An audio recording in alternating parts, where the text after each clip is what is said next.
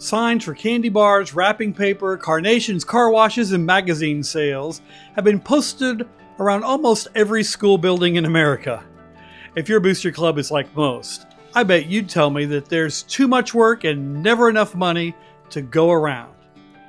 I get a lot of those questions when sharing strategic boosters with coaching clients, and the question I probably hear the most is, V, what's the secret to great fundraising? If that's the question you're asking, grab a cup of tea or caffeine of your choice and let's dig in.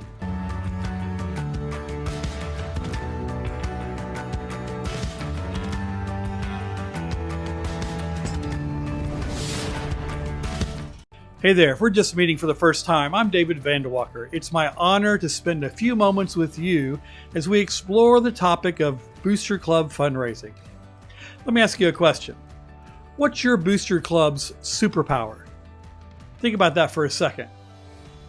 You might not be able to leap tall buildings or use X-ray vision, but you all have strengths. What's your superpower as a booster club? I bet you've got more than just one.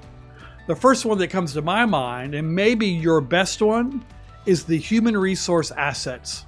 That's right, people power with all kinds of diverse talent and skills.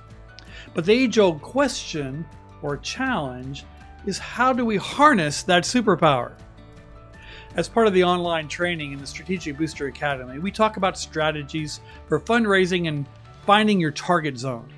I model that concept around a Jim Collins theory that he shares in his national best-selling book, Good to Great.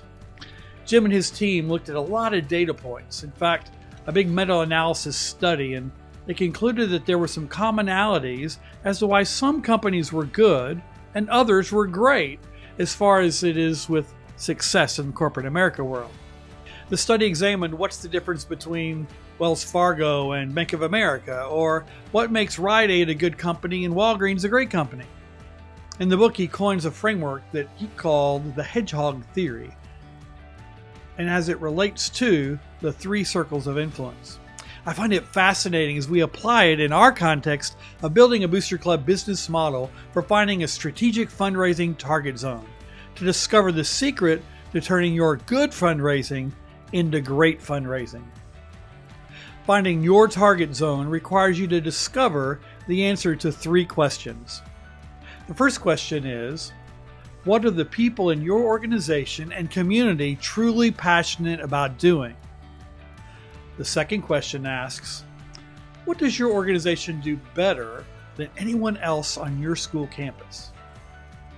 Another way to say it is, what are you best at doing? And the third question is, what are people in your community willing to spend money supporting? What does your community value when it comes to allocating financial resources? For the band program at Harrison High School, one of the most successful and long-standing fundraisers was the plant sale. In Atlanta, subdivision, beautification, and landscaping is a really big deal. Most people plant their flower beds around tax deadline time in April, the 15th. In the beginning of March, we would collect orders for flats of landscape bedding plants. We negotiated a wholesale bulk purchase from an area nursery. Families would collect orders from neighborhood friends and community leaders for about 2 weeks, and then submit their orders via a carbon copy order form so that the customer would have a copy and we would have a copy. The flats of plants would arrive on a semi-trailer. Students would unload the trailer, and a massive nursery station was created, you guessed it, in the school cafeteria. On the Saturday pickup date, customers would pull up next to the cafeteria, give students their order forms, and the students would deliver the flats of plants to the customer curbside. We typically would make $6,000 to $8,000 profit for the sale. There became a year where we really only made about $4,000, and the people running the plant sale were like, "I'm so sorry, we failed the band." And I thought, well, no, we didn't really fail the band. We didn't support the team properly, and perhaps our target zone has shifted. So what we did then is that we shifted some things around. We had the plant sale in April for a May delivery. You guessed it, our target zone had changed.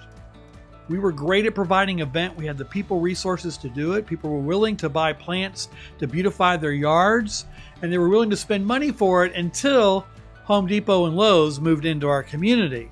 Then they had a price comparison, and then they were willing to support the band. They wanted to buy flowers, but maybe not quite that much money given the case. But when we shifted it to April and May, that's right, we made gift baskets, flower baskets for Mother's Day. And then boom, we were right back at our $8,000 target because our target zone had shifted. People were willing to spend money for mom, and they were willing to spend that extra nice flower basket for mom because we were able to provide a better product for a great bargain.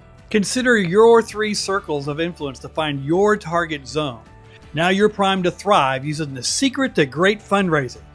Finding your target zone through the 3 key factors. Engage your community in topics for which they are passionate about, that they are willing to spend money doing or purchasing, and use your superpower doing the things that you do best. If you've liked this information, don't forget to click the like button and subscribe, and check out the description in the bottom. I left you a free gift. Until next time, be strategic as you turn your potential into performance.